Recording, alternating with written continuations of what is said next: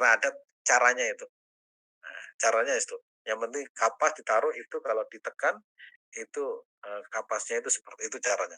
Kemudian meletakkan kedua telapak tangan sebanding dengan dua pundak. Nanti ada gambarnya ya. Mengumpulkan jari-jari ya, jarinya tidak begini. Allahu Akbar. Jarinya ngumpul. Lengan diangkat tidak dihamparkan. Kayak Warkudoro, nggak begini ya. Apa kayak mau terbang itu loh. Kan kita sering mendengar loh.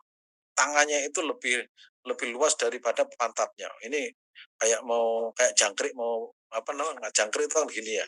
Nah, itu. Kalau jangkrik ngeri itu ya. Krik itu kan atau belalang itu kan. Kemudian mengangkat pantat vertikal dengan lutut. Nah, nanti semuanya saya buatkan gambarnya. Paha dikumpulkan, pahanya itu dikumpulkan. Berarti bukan megagah ya. Kedua telapak kaki dirapatkan. Nah, nanti kakinya itu coba lihat berikutnya. Ini sudah saya buat gambar satu. Nah, ini cara turun ya. Ini saya minta kepada Yai Yahya Ulumuddin.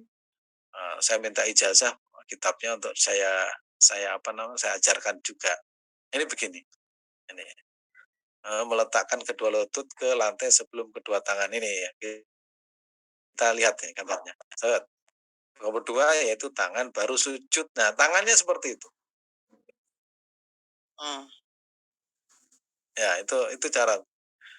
Misalkan ada pertanyaan, loh saya itu misalkan ya, lututnya kan ada ibu-ibu atau mbak-mbak yang usianya sudah 100 tahun itu kadang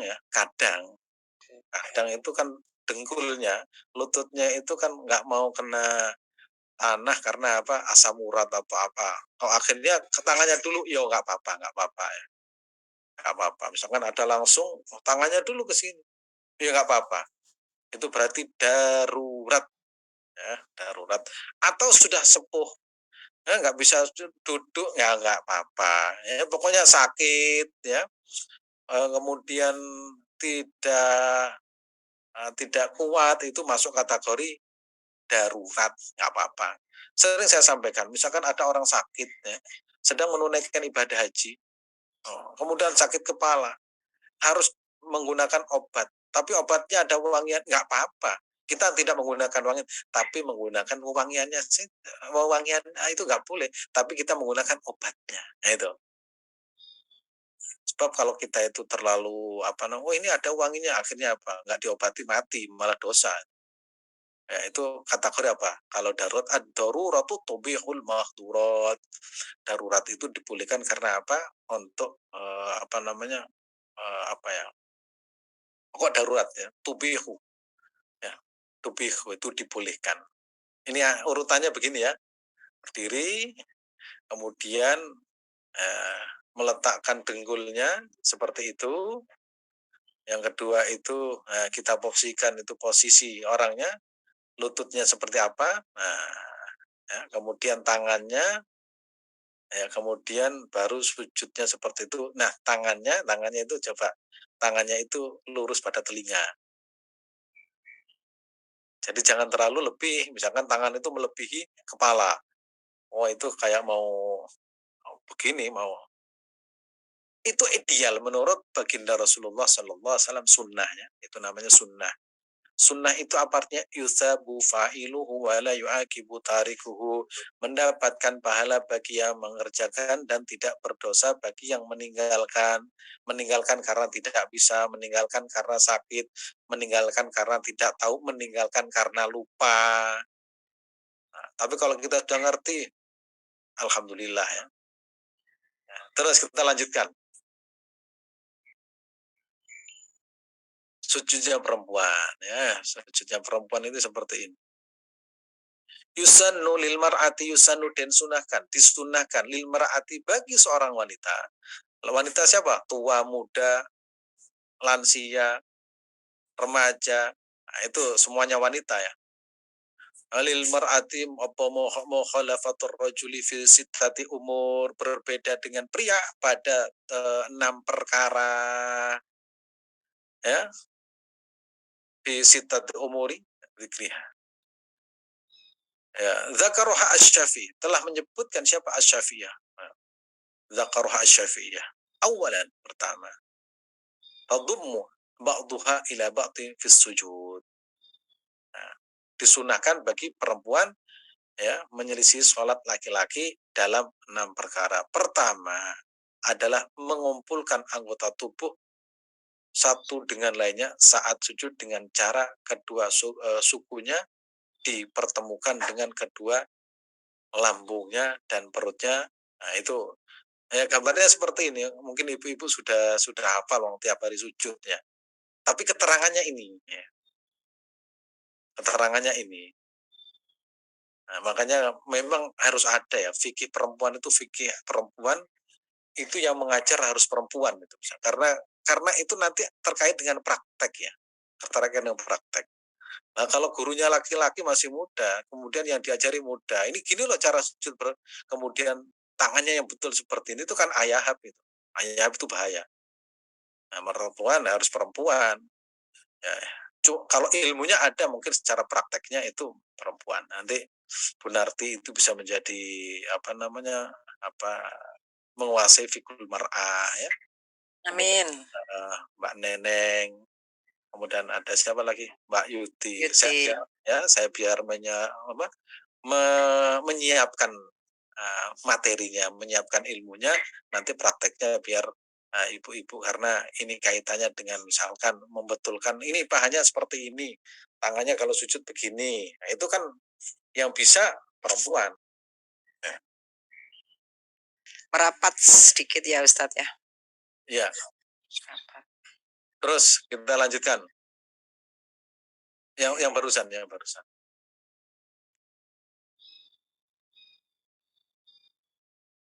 Nah, itu. Bi antatum mirfaqiha ila jambaiha. La saqayas watal suku batnuha bi fakhidaiha. Ammar rajul fayuba'id mirfaqaihi an jambaihi wa yarfa'u batnahu an fakhidaihi. Nah, sedangkan amar rajul adapun seorang laki-laki, maksudnya sujudnya orang laki-laki, fayubaidu maka itu tuh menjauh, maka dianjurkan menjauhkan kedua sikunya dari kedua lambungnya dan merenggangkan perutnya dari kedua pahannya. Oh, beda kan gagah ya. Kalau laki-laki itu kan gagah, kalau perempuan terbalik. Nah, pendeknya kalau kita ingin mengetahui ya, kalau laki-laki itu begini, kalau perempuan tinggal begini gitu aja. Ini dalam sujud ya, dalam sujud. Nah, rukuk juga hampir sama. Nah, yang kemudian yang berbeda lagi dengan laki-laki itu perempuan itu saat mengingatkan ketika imam lupa itu menggunakan ya. Kalau laki-laki mengucapkan apa? Subhanallah. Tasbih ya, subhanallah. Coba subhanallah. Kemudian makanya nanti cari imam yang ngerti. Jangan nggak ngerti fikus sholat tapi jadi imam. Lupa misalkan. Lupa. Masing-masing nggak ngerti. Antara imamnya dengan makmumnya nggak ngerti. Imamnya lupa diingatkan. Subhanallah. Kaget ini ngapain sholat tuh baca subhanallah. Terus makmumnya juga nggak ngerti. Ya, terus subhanallah. Akhirnya diingatkan nih, subhanallah walhamdulillah, tambah nggak ngerti, akhirnya apa? Bisa batal semuanya. Imamnya nggak ngerti kalau diingatkan, kemudian makmumnya itu akhirnya apa? Gregetan, ini diingatkan nggak ngerti, malah apa? Dipanjangkan, subhanallah walhamdulillah wala ilaha illallah. Cukup menggunakan subhanallah. Ya, kalau imamnya ngerti, oh ada yang salah tahu saya ini. Apa? Ternyata tidak tahiyat awal. Nah, tidak tahiyat awal. Loh, kalau misalkan diingatkan tahiyat awal nggak dilakukan, tahiyat awal itu kan mestinya duduk, dia berdiri. Nah, caranya begini.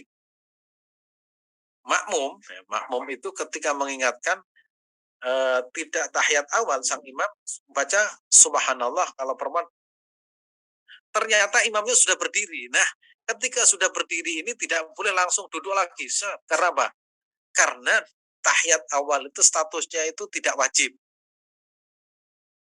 ya, tidak wajib. Sedangkan berdiri membaca surat Al-Fatihah itu rukun. Jadi kita nggak boleh untuk kembali lagi karena apa? Kita sudah masuk satu itu mau rukun yaitu baca surat Al-Fatihah. Fatihah. Karena kalau kita kadang di lapangan itu ngerti. Ini sudah berdiri berapa menit? Misalkan tiba-tiba apa? Tahiyat awal. Enggak, karena apa? Ya tidak tahu fikus sholat. Tapi kira-kira Allah ngerti, oh ngerti nggak? Ngerti kalau dia nggak ngerti yang penting dia mau sholat saja sudah top ya karena memang itu panggilan hati dan kangen kepada Allah Subhanahu wa taala. Terus kita lanjutkan.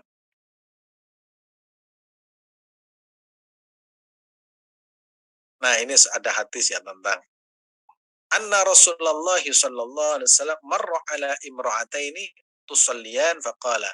Ya, Rasulullah sallallahu alaihi wasallam pernah melihat dua orang perempuan sedang melaksanakan sholat. Kira-kira sholatnya nggak benar. Ida sajatuma fadumma ba'dal lahmi ilal ardi fa innal mar'ata laysat fi dzalika karrujuli. Sesungguhnya Rasulullah SAW melewati dua perempuan yang sedang sholat lalu beliau berkata, jika kalian berdua sedang sujud maka dekatkanlah sebagian tubuh kalian ke tanah karena seorang perempuan itu tidaklah sama dengan laki-laki dalam masalah ini fidzalika karrajuli. Jadi saya ingin cerita ya bahwa zaman Nabi Muhammad SAW perempuan itu juga macam-macam, beda-beda. Ya beda-beda.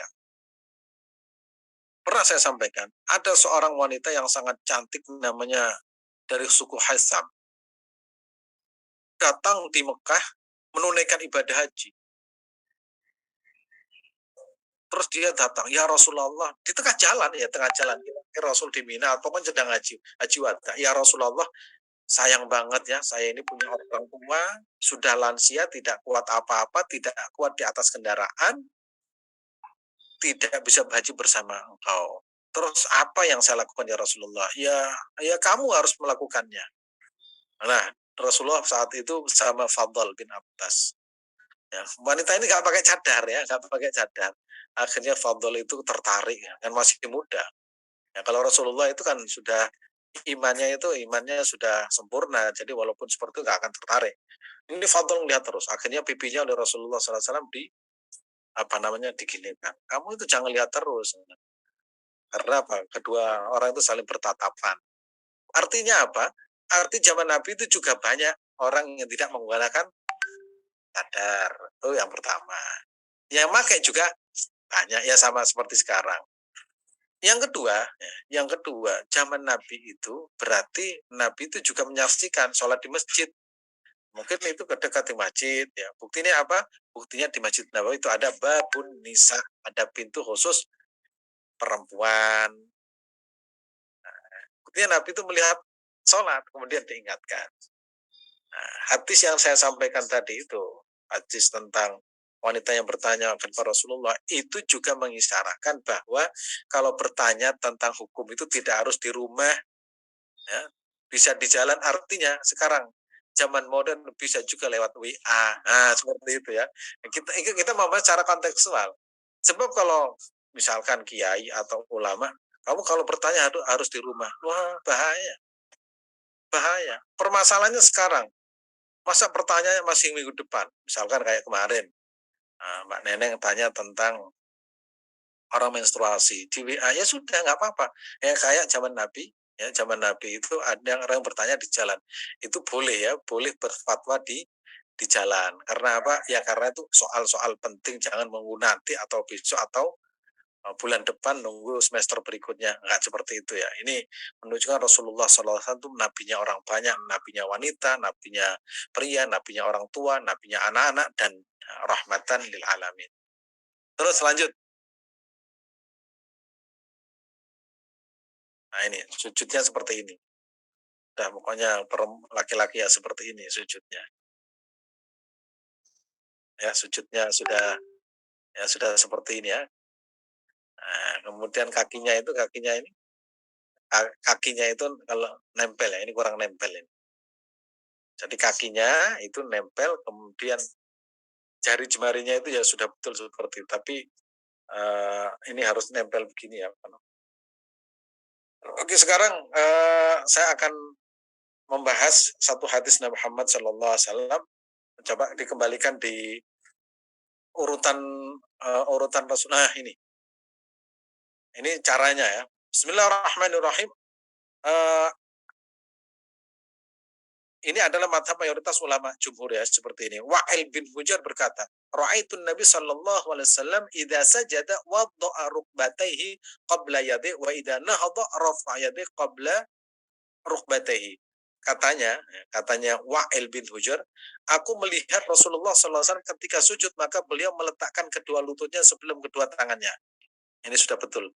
Gambar ini sesuai dengan hadis Nabi Muhammad SAW. Kemudian idza sajada wada'a rukbat qabla yadayhi wa idza nahadha rafa'a yadayhi qabla rukbatayhi. Nah, dan ketika akan bangun ya, bangun dari sujud beliau mengangkat kedua tangannya sebelum kedua lututnya. Ya. Ketika bangun ya beliau wa idza nahadha ya wa idza nahadha rafa'a yadayhi. Nah, kalau bangun tangannya dulu diangkat qabla rukbatik sebelum kedua lututnya. Terbalik ya, kalau turun bangun ya, kalau turun itu seperti ini, kalau lutut dulu, tangannya dulu diangkat baru. Nah, ini kan harus dilatih ya. Jadi kalau kita ternyata Rasulullah SAW melakukan seperti itu. Kalau kita melakukan persis dengan apa yang dilakukan Rasulullah karena cinta, karena itu pahalanya besar ya. Ya, pahalanya besar. Karena itulah pentingnya belajar ya. Makanya beda sekali orang yang berilmu dengan yang tidak. La yastawi ya. Tidak akan mungkin orang yang tidak akan mungkin sama orang yang berilmu dengan orang yang tidak berilmu. Itu hadis riwayat Imam Abu Dawud. Sekarang riwayat Imam Ad-Darqutni. Anas ya, dari sahabat Anas radhiyallahu an, raaitu Rasulullah sallallahu alaihi wasallam in hatta bitakbir hatta sabaqat rukbatahu yadayhi. Aku melihat Rasulullah SAW turun dengan takbir sehingga kedua lututnya mendahului kedua tangannya. Ini sumbernya dari siapa? Bersumber dari Anas. Nah, kita tahu Anas itu orang yang ikut Rasulullah sejak usia 10 tahun. Ya, 10 tahun bersama Rasulullah. Oh, itu top itu, sahabat Anas itu. Pernah saya sampaikan kan, kalau orang ingin punya anak banyak, ingin kaya raya, maka berdoalah seperti doanya Rasulullah terhadap Anas. Mungkin Bapak Ibu sudah hafal ya. Ini kalau belum hafal nanti dihafal, dikasihkan ke anaknya atau cucunya.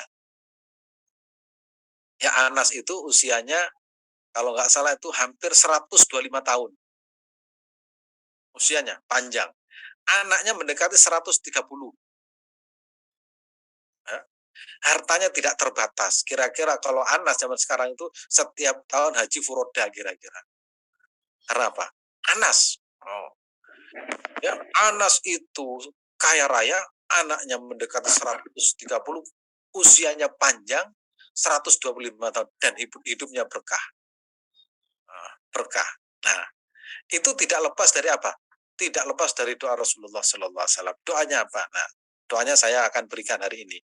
Ya, silakan ditulis dan silakan diamalkan. Kalau belum bisa mengamalkan karena usianya sudah lansia, bisa diberikan kepada anaknya atau cucunya. Nah, ketika Rasulullah SAW itu hijrah ke Madinah, akan Anas itu punya ibu namanya Umi Sulaim. Umi Sulaim dekat kepada Rasulullah. Ya Rasulullah, aku nggak bisa bantu apa-apa ya Rasulullah. Aku punya anak Anas. Ada Anas yukhadimuka. Ya Rasulullah, ini Anas biar menjadi pembantumu, biar melayanimu ya Rasulullah. Wah, senang Rasulullah. Anak usia 10 tahun ya. Kemudian diserahkan kepada Rasulullah SAW. Maka Anas bin Malik itu kemudian didoakan oleh Rasulullah SAW. Doanya begini. Ini saya konfirmasi kepada seorang kiai yang anaknya banyak, anaknya 7 apa 8. Ya. Salah satu anak-anaknya itu semester 7 jurusan kedokteran hafal Quran. Pernah saya tanya begini, Pak Kiai, apa doanya kok anaknya banyak, terus duitnya juga banyak? Terus bilang ke saya, ini Ustadz kalau ngamalakan dongane Anas bin Malik, ya, doa Rasulullah yang diberikan kepada Anas bin Malik. Doa, oh nggih. Niku wonten teng kitab Bukhari teng sarah-sarah niku teng wonten. Terus saya cari ketemu. Doanya begini. Nah, doanya Rasulullah kepada Anas bin Malik. Allahumma aktsir malahu. Ya Allah, banyakkan hartanya. Hartanya Anas. Tapi itu lisan Rasulullah. Allahumma aktsir malahu. Ya Allah, banyakkan hartanya. Wa waladahu. Dan banyakkan anaknya. Wa'atil umrahu. Dan panjangkan usianya. Wa barik lahu fi ma a'taitahu. Ya Allah, berkailah apa yang kau berikan kepadanya. Mujarab ya. Subhanallah. Anas bin Malik itu anaknya banyak, duitnya banyak, hidupnya berkah, ya. Usianya juga termasuk salah satu usia yang terpanjang di masa Rasulullah Sallallahu Alaihi Wasallam, dan pokoknya ini doa yang mujarab ya. Silakan diamalkan. Silakan diamalkan. Ya, nanti kalau misalkan, saya ini usianya sudah kayak Wood, ya. Kayak Wood itu sudah tua. Usia sudah 80 tahun. Masa mungkin saya bisa punya anak? Nggak mungkin ya, sudah anaknya. Sini nak, saya kasih doa. Ini dibaca. Nah, siapa tahu Allah Subhanahu wa taala mengabulkan doa itu. Nah, Anas bin Malik mengatakan, Ra'aitu Rasulullah sallallahu alaihi wasallam. Aku melihat, artinya melihat. Ra'aitu itu melihat dengan mata kepala saya sendiri. Karena apa? Setiap hari bersama Rasulullah SAW. Ra'aitu Rasulullah SAW in hatta bitakbir hatta sabaqat rukbatahu yati. Aku melihat Rasulullah SAW turun dengan takbir sehingga kedua lututnya mendahului kedua tangannya. Nah, ini ya. Nah, ini terakhir ya tentang sahabat nanti. Nanti akan lebih panjang ini masalah sujud, karena saya punya kepentingan agar supaya sujud kita baik, berkualitas, dan mudah-mudahan sujud kita nanti menjadi identitas kita di dunia dan akhirat, dan Allah mengenali kita, Rasulullah mengenali kita karena banyaknya sujud kita kepada Allah Subhanahu wa taala. Abu Hurairah Abu Hurairah meriwayatkan juga bahwa anna Rasulullah sallallahu alaihi wasallam yaqul ya. Ini dari Abu Hurairah. Abu Hurairah itu, silakan. Kalau Abu Hurairah itu sahabat yang sukanya itu adalah beberapa riwayat gini. Sukanya itu kucing. Bapaknya kucing. Suatu saat Abu Hurairah ini dalam kisahnya itu pulang itu bawa kucing kecil-kecil gitu. Terus ibunya tanya, itu apa yang kamu baca? Nama yang kamu bawa namanya bukan Abu Hurairah. Kalau nggak salah Abdurrahman bin Sokher. Apa yang kamu bawa? Abdurrahman.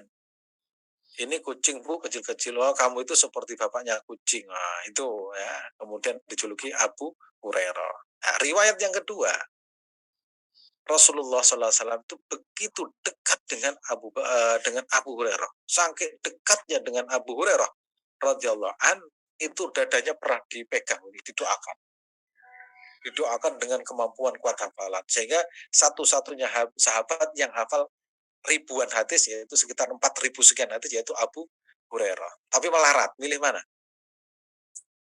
Ini dua sahabat yang berbeda. Satunya melarat tapi hafal hadis, ya, ribuan. Satunya berilmu, ahli hadis, ahli Al-Quran, anaknya banyak, duitnya banyak, semuanya serba banyak. Milih mana?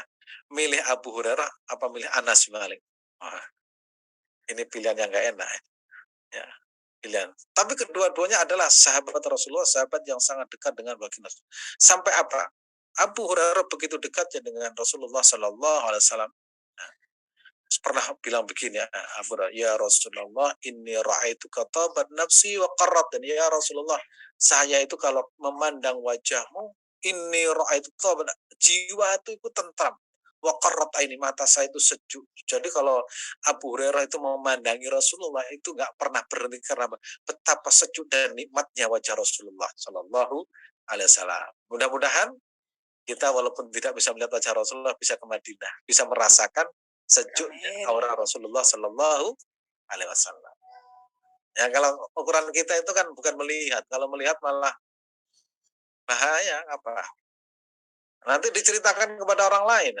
Ditanya, gimana Rasulullah? Oh, wajah Rasulullah ternyata ini ya, beda dengan kita. Apa? Giginya kok agak merongos, itu bukan malaikat, bukan Rasulullah, itu namanya setan ya. Rasulullah itu kalau sudah menampakkan diri kepada umatnya, itu biasanya umatnya itu tidak pernah bercerita karena apa? Terlalu indah untuk dikisahkan kepada orang lain. Karena itu bagian dari rahasia. Kalau ada cerita-cerita itu biarkan kita seperti kita itu yang penting bisa ziarah ke makam Nabi itu sudah nikmat dan super nikmat bagi umat seperti kita itu. Saya malah kadang membayangkan seandainya Rasulullah bangun dari kuburnya melihat orang Indonesia yang jual tanah, jual rumah, kadang jual rukonya, jual mobilnya untuk datang kepada Rasulullah. Saya menggambarkan itu Rasulullah itu bangun menyalami satu persatu karena apa? Betapa bangganya Nabi itu melihat umatnya datang, tidak pernah melihat, hanya mendengar, tetapi pengorbanannya sudah seperti itu. Sehingga ada satu hadis yang punya begini, ini riwayat Imam Ahmad dikutip oleh Sayyid Muhammad Al-Maliki dalam kitab Khasa'is Al-Ummah Al-Muhammadiyah, punya Tuba liman lam yarani ba'ama nabi.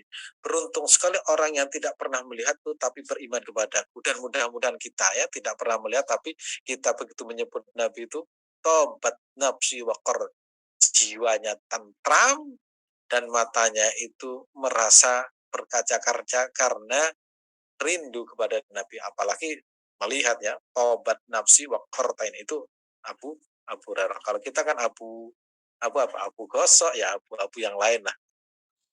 Nah, itu ya. Katanya Abu Hurairah bagaimana? Idza sajada ahadukum fala yabruk kama yabruku al-ba'iru wal yadha yadi qabla rukbatayhi. Apabila salah seorang di antara kalian bersujud, hendaknya dia tidak melakukan sebagaimana yang dilakukan oleh onta berkaki empat. Ketika akan duduk, hendaknya dia meletakkan kedua tangannya sebelum kedua tangannya. Onta itu bareng ya. Onta itu kalau duduk itu bareng. Bruk, gitu. Nanti kalau ke Mekah lihat. Nah, kalau onta itu duduknya bareng, kakinya apa itu bareng. Jangan sampai bruk, berbarengan. Ya. Ini ada 3 hadis kita baca, kita lanjutkan minggu depan, mudah-mudahan sehat walafiat. Kita lanjutkan hari Rabu, Kamis ya. Ya, mudah-mudahan sebelum berangkat haji sujudnya sudah rampung. Saya punya kepentingan sekali untuk menjelaskan tentang sujud karena sujud identitas kita di hadapan Allah Subhanahu wa taala. Ya, saya kembalikan waktunya kepada Penarti. Baik Ustadz, Masya Allah ya. Bapak Ibu, Alhamdulillah kita sudah memasuki tanya jawab ya. Bapak Ibu silahkan, Bapak Ibu yang ada pertanyaan boleh di chat ya. Saya akan bacakan. Ustaz, berkenan info sampai jam berapa ini? Alhamdulillah, yang mana ya? Oh, saya di Jember. Oh, Masya Allah, di Ibu ya. Ya. Baik, baik. Sehat selalu ya Ustaz, Ibu izin. Ini pertanyaan dari Bunda saya atas dulu ya.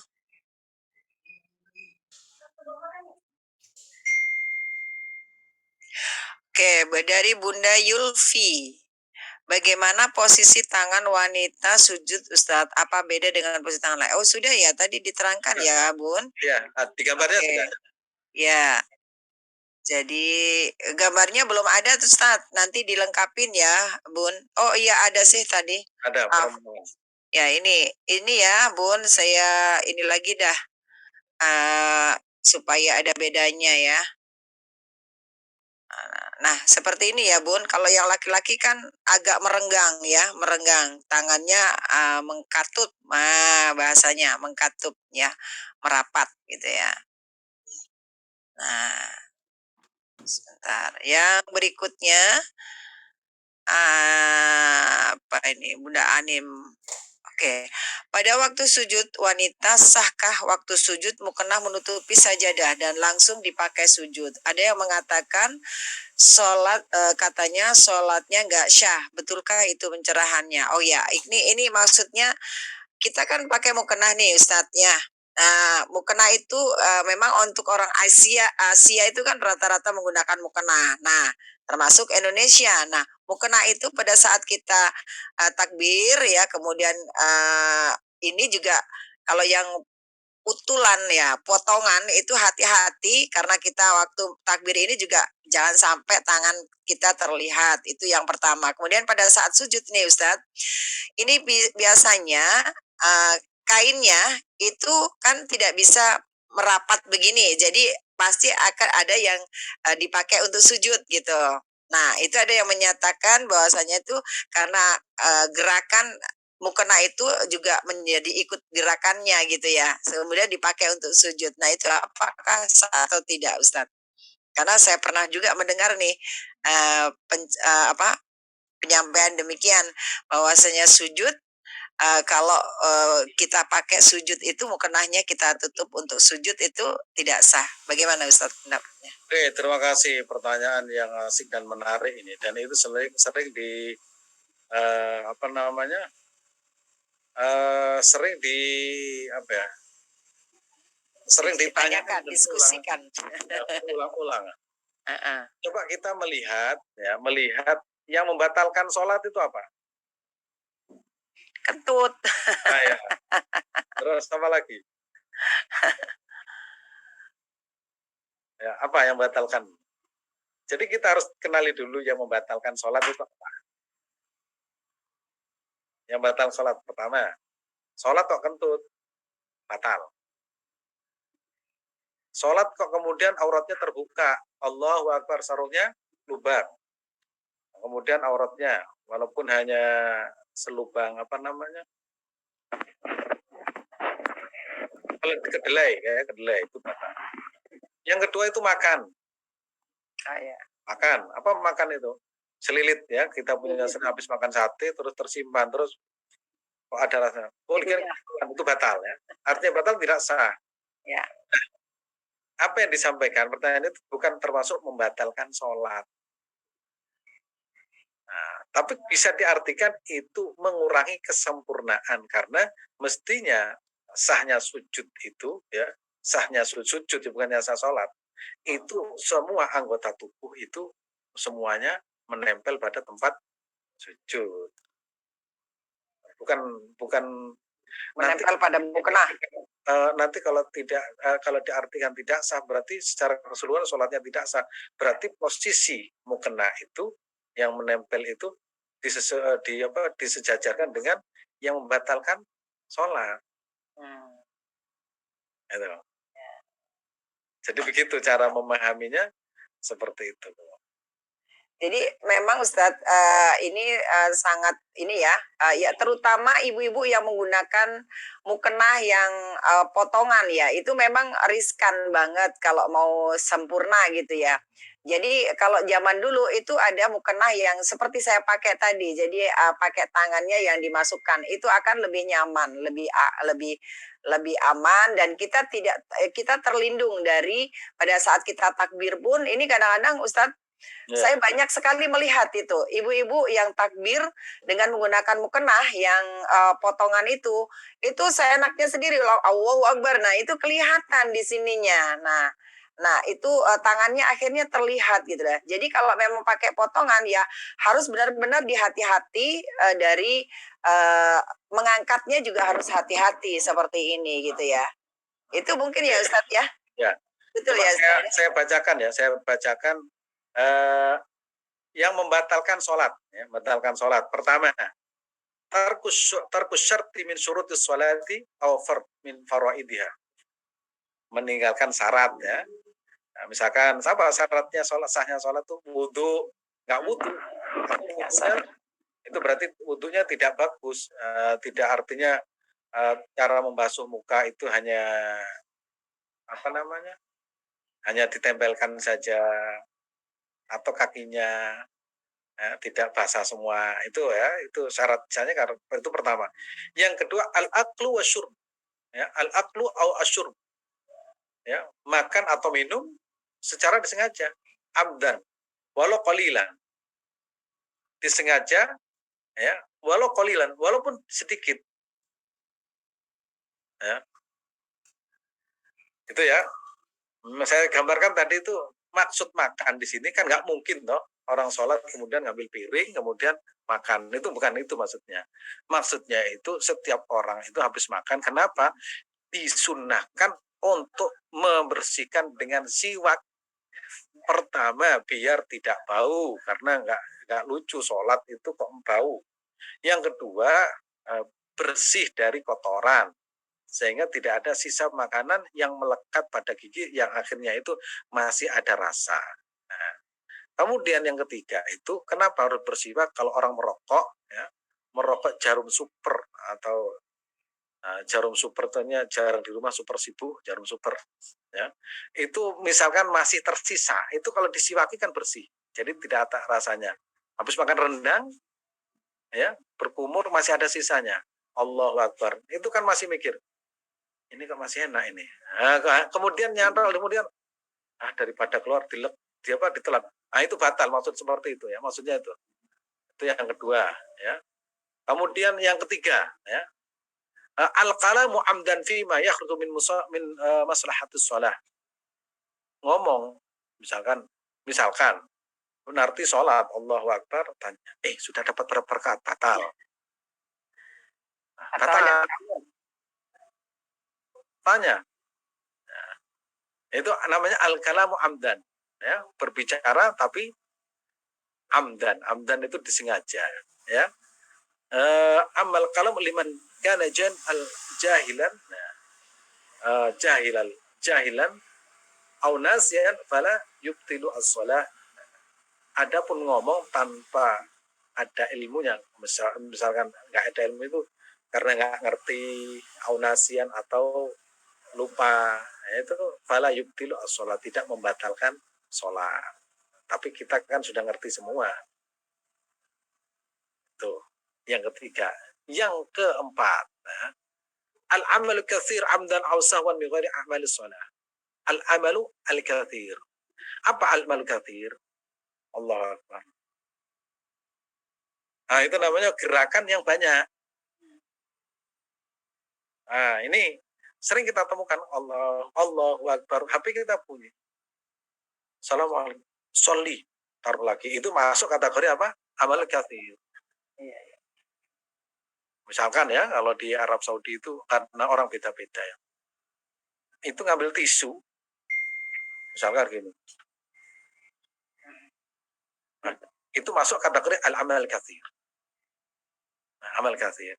Makanya sholatnya orang Indonesia sudah baik ya, sudah bagus, dan menurut saya itu fikihnya orang Indonesia itu sudah bagus ya masalah sholat. Kemudian ad-dhahak yani ad-dhahak itu wal qahqahah yubtilani lis-shalah. Begini. Ad-dhahak itu bukan mesem ya, tertawa. Ad-dhahak itu beda, mesem itu misalkan kita sholat. Senyum. Allahu Akbar. Ada teman lewat itu, senyum. Enggak batal ya. Yang batal itu dhahak itu tertawa. Tawa terbahak-bahak. Ada lucu, itu batal.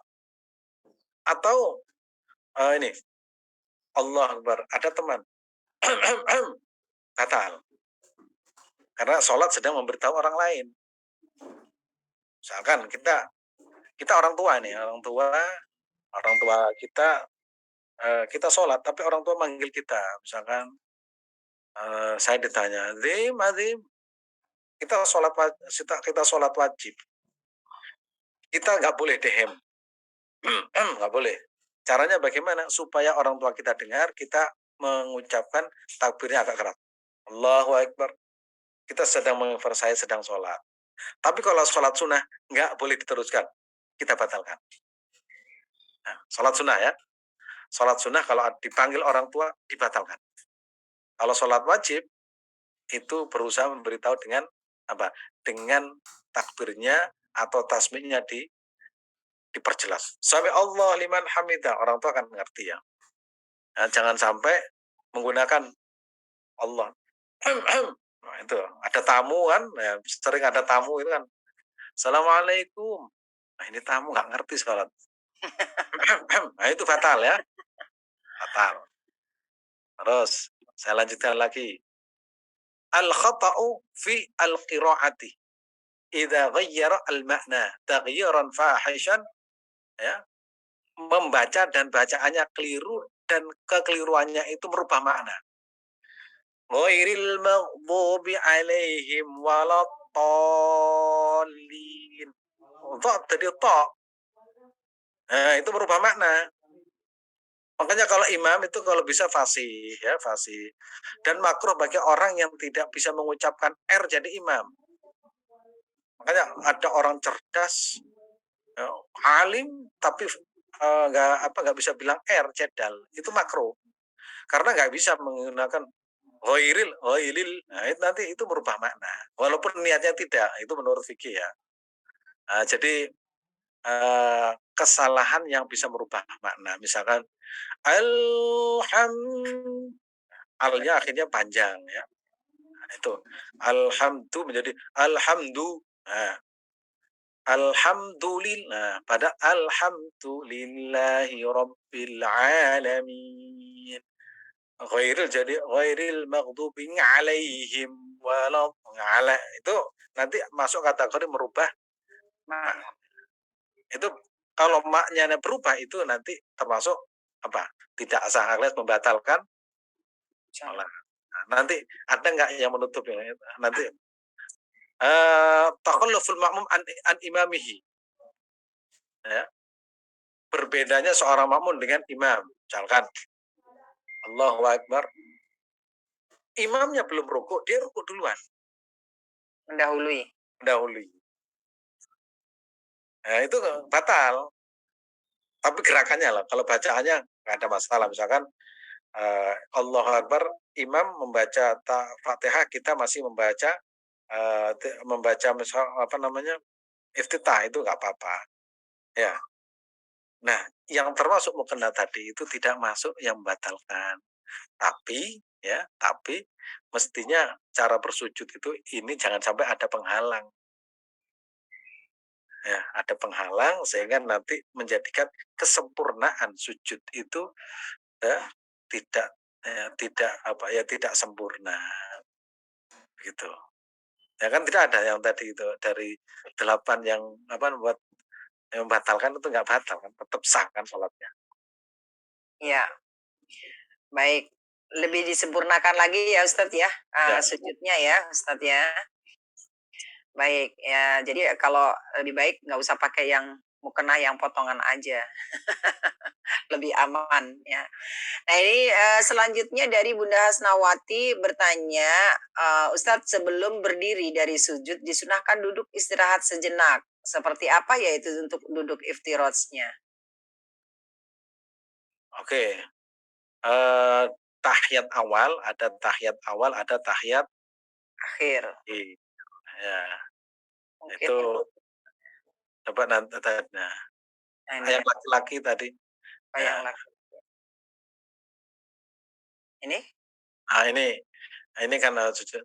Nanti saya jelaskan secara berurutan ya. Duduk sekarang kita menjelaskan tentang sujud ya. Biar komplit dulu. Oke. Jadi ada bagian nanti berikutnya ya Ustadz ya, yang duduk sejenak ya. Oke. Ini cukup Ustadz? Ya, cukup. Oke. Baik, nanti selanjutnya ya Bunda Hasnawati. Selanjutnya posisi berdiri makmum, apa sebelah kiri apa kanan ya harus diisi dulu Ustadz untuk menjadi makmum. Tidak ada sebuah keharusan kanan atau kiri. Tapi kalau kita ingin sesuai dengan sunnah Nabi, kalau kita imam itu sebelah kanan. Tapi namanya orang itu kadang ya namanya banyak orang ya. Kadang milih kiri, ya. Kadang misalkan posisinya itu imam itu depan, sampingnya itu kan kanan itu ada tembok. Gimana ini? Maka nggak apa-apa kita ngambil sebelah kiri. Ya, tapi kalau pingin bagus ya jadilah yang tempat sebelah kanan. Ya itu seperti itu. Ya. Ini pembahasannya yang selain sujud kita hold dulu ya Ustadz ya, supaya tidak Ya, rancu biar ya selesai. Bapak Ibu, Bunda Rahmadini, kemudian Bunda yang lainnya yang menanyakan perihal bagaimana duduk di antara dua sujud ya setelah bangun dari sujud gitu ya, tahiyat awal, tahiyat akhir itu nanti ya Bapak Ibu yang kita perjelas di sini supaya tidak rancu dulu, memahami bab mengenai sujudnya saja dulu ya. Sujud yang wanita maupun yang laki-laki. Itu ya, Bapak Ibu. Oke, waktu sujud bagaimana posisi jari tangan kita Ustaz tadi ya? Sudah dijelaskan oleh Ustaz Ya, ya. ada. Ya, Ya, jadi merapat ya, Bun. Tidak boleh benggang. begini. Ya. Oke. Bunda Aminah, Pak Ustadz saya mendoakan orang tua sudah wafat setiap ba'da sholat yaitu Fatihah disertai jarang membaca Yasin. Saya tanya benarkah ini Pak Ustadz? Oke. Oh ini di luar konteks ya Ustadz. Beliau Nggak apa-apa, pokoknya doa apa saja. Bahasa Jawa, bahasa Inggris, bahasa Betawi, bahasa kalau Madura. doa bebas ya Ustadz ya. Yang tidak boleh bacaan dalam sholat bahasa Jawa itu nggak boleh. Bunda Endang, pernah mendengar setiap sujud setelah membaca bacaan sujud lalu doa selain baca sujud, bagaimana itu Ustadz pencerahannya? Ada itu doa, tapi pokoknya tidak tidak ada bacaan ya, tidak ada bacaan selain bacaan yang lain selain sholat. Misalkan ada satu hadis begini ya, sebentar saya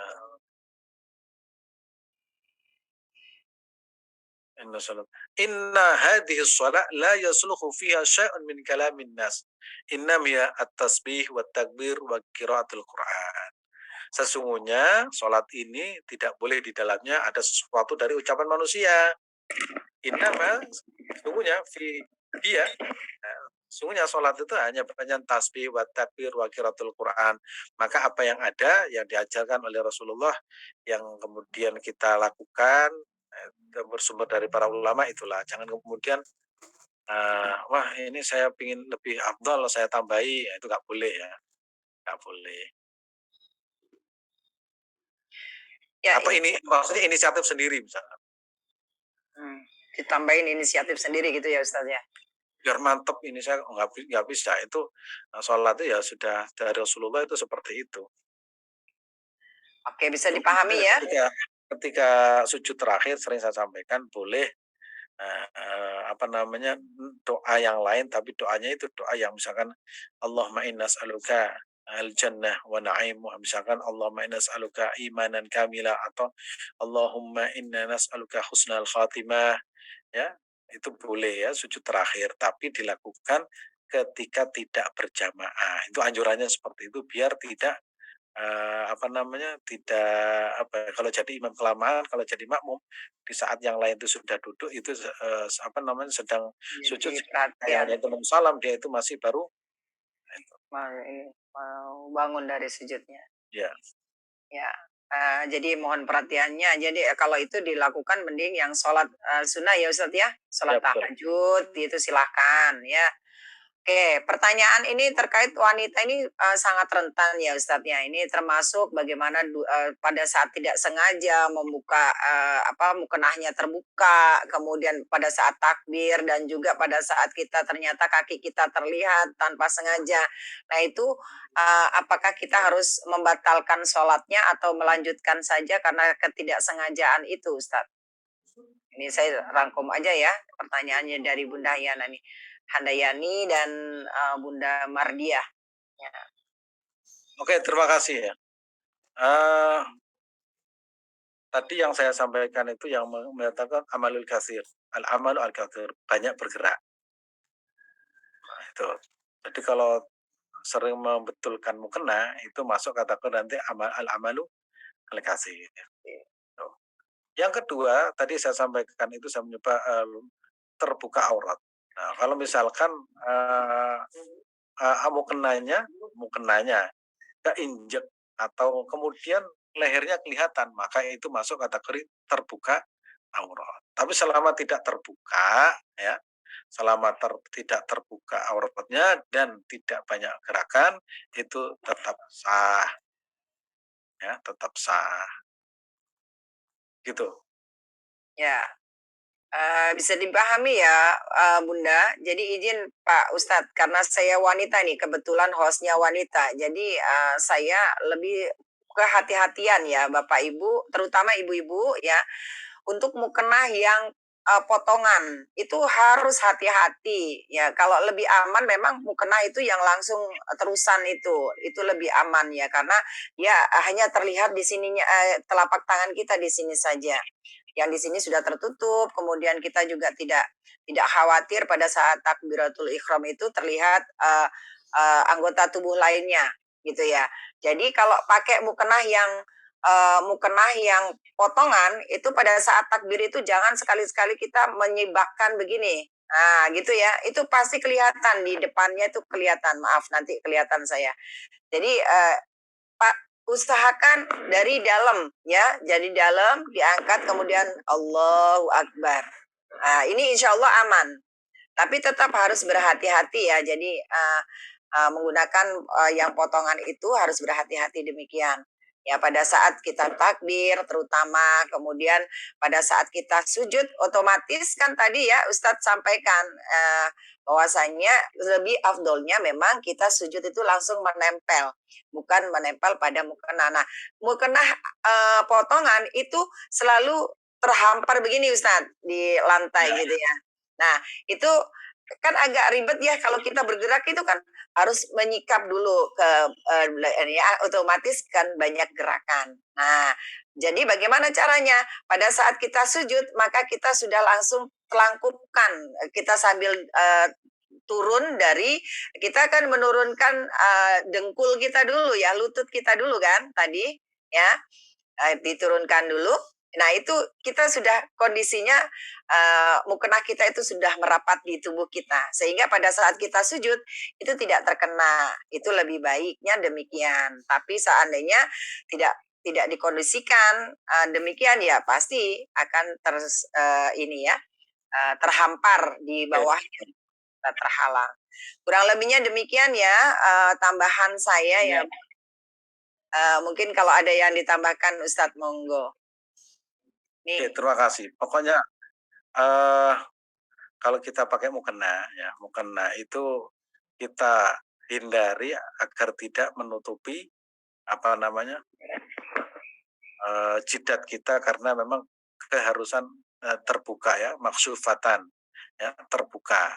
Sehingga para ulama itu dalam hal ini keras karena apa? Karena nanti memang menyebabkan tidak sah ya. Jadi saya sekali lagi menggunakan mukena yang bisa yang dengan mudah tidak menutup ya. Kalau menutup itu segera di apa? sisi Uh, istibah. Karena sebagian besar memang dalam hal ini keras ya, fikih itu keras. Apa namanya, sujud itu harus terbuka, harus nempel. Ini kok malah dibuat bantal ya, buat biar tidak, apalagi disengaja. Kalau nggak sengaja menutup, segera di segera di apa namanya, segera disingkap. Karena sebagian besar itu memang mengatakan tidak sah ya. Tapi kalau seperti yang dilakukan hanya sekali tiba-tiba lupa, ingat, nah seperti itu. Tapi kalau setiap sujud seperti itu kan berarti ada masalah dengan mukenanya. Sudah tahu seperti itu kok terus-menerus dilakukan. digunakan. Kalau sekali kemudian kita ingat bahwa anggota tubuh yang digunakan sujud termasuk adalah apa Dahi. namanya, dahi, dan itu tadi kan bersamaan tertutup, sehingga wajar kalau kemudian ulama fikih itu mengatakan ini tidak sah. Nah, tapi kalau lupa, kalau tiba-tiba langsung disingkap untuk membuat sujud kita itu sempurna. Begitu. Baik, alhamdulillah ya. Jadi pertanyaan dari Bunda Ayu ini terkait dengan beliaunya justru malah menarik sebagai untuk alas untuk mukenanya itu untuk sujud ya karena alergi. Nah, ini bisa sudah dipahami. Jadi nanti kalau misalnya berikutnya ya kita menggunakan sajadah aja. Demikian ya Ustadz ya. Ya, kalau alergi itu kalau bisa menggunakan masker ya. masker ya. Demikian ya, Bun, sudah terjawab ya. Oke, nah selanjutnya ini dari Pak apa tadi? Pak Bambang ya. Pak Bambang bertanya, Bapak Ustadz mengeluarkan air mata karena ingat sesuatu bersifat haru. Sholatnya sah atau mengurangi mana dari mengurangi Nah, mana atau bagaimana ini? Monggo Ustadz, menangis itu tidak termasuk membatalkan sholat. batalkan. Yang membatalkan sholat itu tadi itu apa? Tertawa dan juga apa? Banyak gerakan. Deheng-deheng. Nah, itu. Enggak batalkan. Nangis. Kecuali nangisnya sampai suaranya itu kenceng, tetangganya dengar semua itu. Karena nggak konsen ya jadinya ya. Yang lainnya Nangis itu teriak-teriak histeris. Yang teriak itu masuk kategori nanti itu apa? Bukan nangis lagi itu namanya. Kalau sholat Allah Akbar ya kadang orang kan saking asiknya itu kadang itu tidak terasa merasa air mata itu meleleh dan itu sudah normal orang sholat kadang cinta kepada kekasihnya itu seperti itu. baik Ustadz. Ustadz, ini pertanyaan dari saya nih. Satu nih, ada teman kita sama-sama makmum gitu ya. Kalau sholat itu takbirnya itu sampai kadang-kadang itu Allahnya itu panjang banget, kemudian ternyata diulangi lagi gitu Ustadz. Nah itu juga kita kadang-kadang mengganggu. Nah itu gimana ya Ustadz hukumnya? Yang apa itu yang mengulang-ulang apa itu? Takbir. Jadi pada saat dia mau Was-was takbir gitu ya Allahu Akbar. Batal lagi.